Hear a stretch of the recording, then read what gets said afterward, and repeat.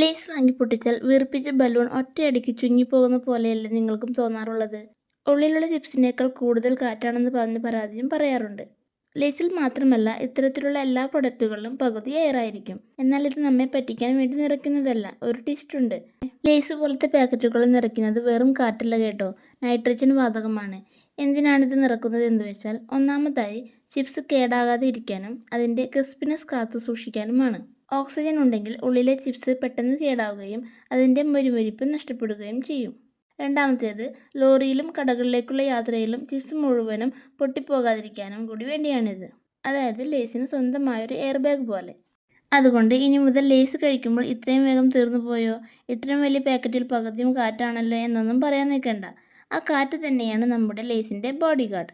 ഇത്രയും നാൾ നമ്മൾ പൈസ കൊടുത്ത് കാറ്റ് വാങ്ങിയെന്ന് കുറ്റം പറഞ്ഞ് നടന്നത് കുറച്ച് ഓവറായി പോയെന്ന് തോന്നുന്നുണ്ടെങ്കിൽ കമൻറ്റ് ചെയ്യൂ.